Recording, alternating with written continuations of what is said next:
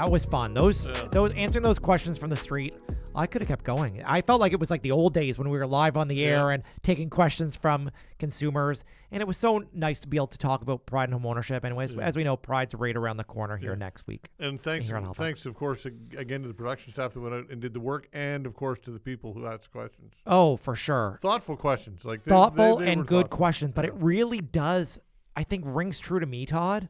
There's a wide range of knowledge and understanding out there in the world around mortgage lending and personal finance. Yeah, and of course, moving the needle is part of what we do, right? Move the conversation, move the needle. And I think we have. Yeah. And I think we're going to continue doing it. So, hopefully we'll see you down on the waterfront in August, and we'll get some more questions. Maybe sometime we'll do a show live from the waterfront. What do you think? I mean, that would be cool.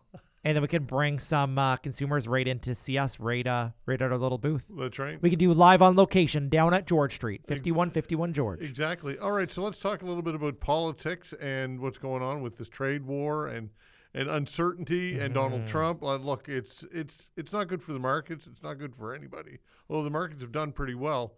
But this plays into, I think, in some way, it would have tentacles into the housing market, would it not? I think for certain. I think any uncertainty is not necessarily great overall. Yeah. But some people will benefit from it. Do you know what I mean?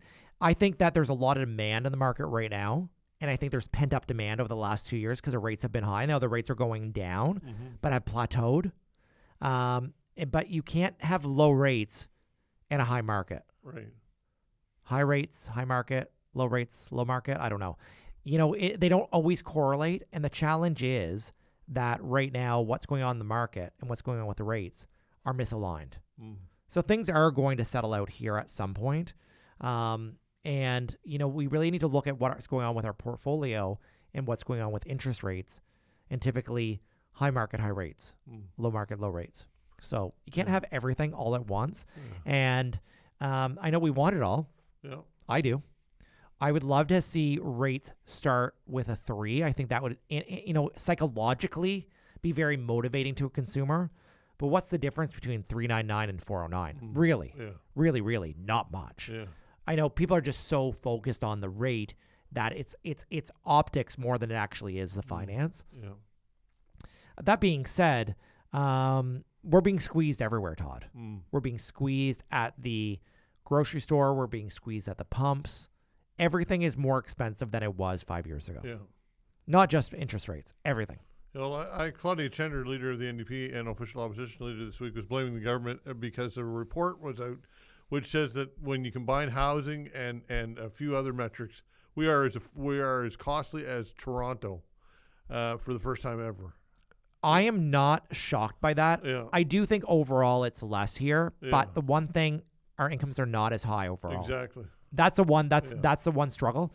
I think overall things cost less here, but we also make less.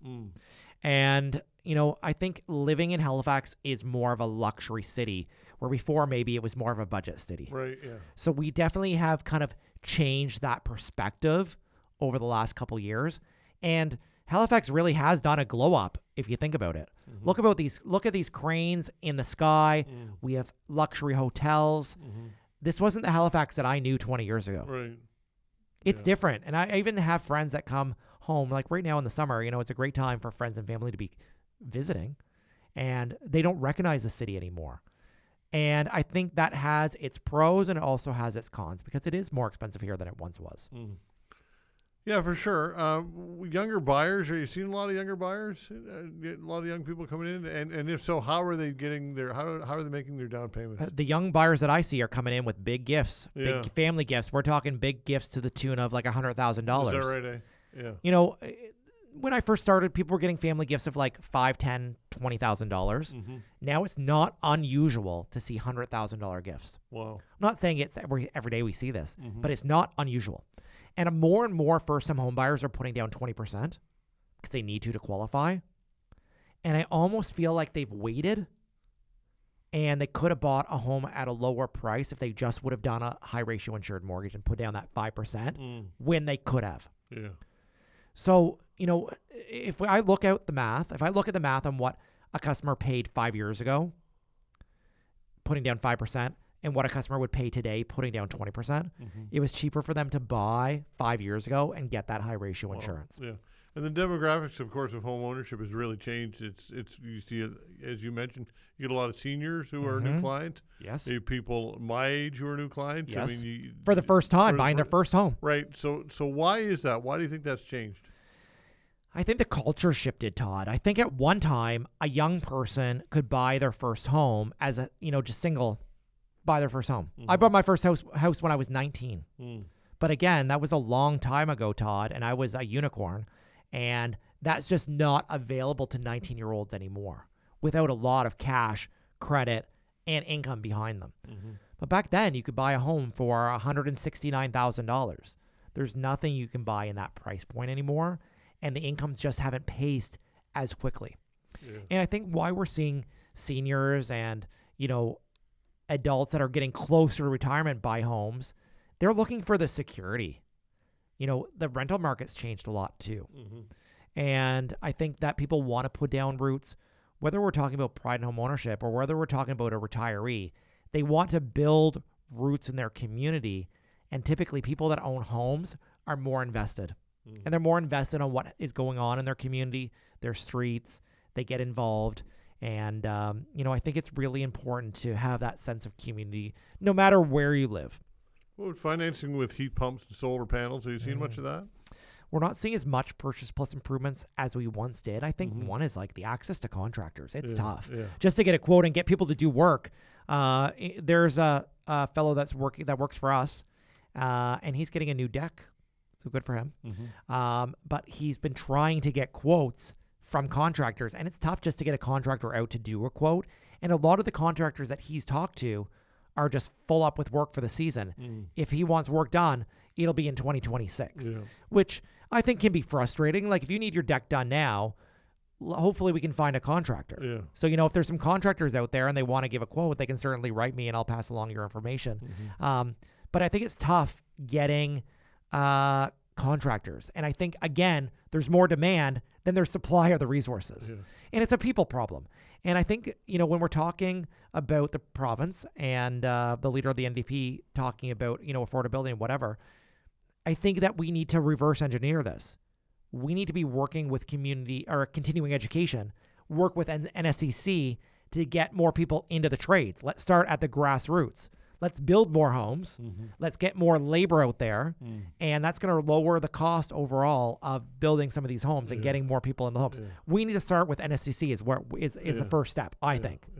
And international trade barriers and bring down this is something that bring in skilled trades. Yeah, skilled trades, right. We still need immigration. Let's be honest. Yeah, we do. Let's bring in doctors. Let's bring in plumbers, electricians, carpenters, nurses. Let's bring in people for healthcare and for people to build homes. That's really what we need. I think in the past, some of our immigration policies have been flawed. Like the golden ticket type ones, I know some of the provinces have. If you have $250,000 liquid and you start a business, you can get in. I don't think that was the right call. We need the medical angle and we need the housing angle.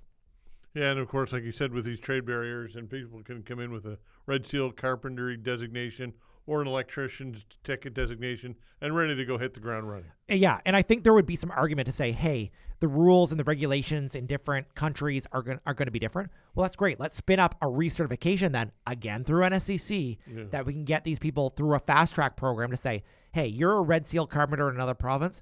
You come here, do a 30-day intensive course, an exam, whatever, and you're ready and you have a job basically coming out. Yeah. Well, I think we had a ton of great things today on the show. I think it was a fantastic Pride show. I love it. You know what? It was really a great job.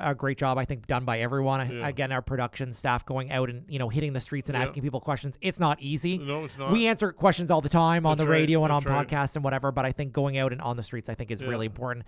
And again, talking about Pride, I think, is really, really important. We're going to be in the parade. You can keep an eye for our new defender. We just picked it up and got a wrap, so our team is going to be out in the parade. Nice. I love July and I love the summer.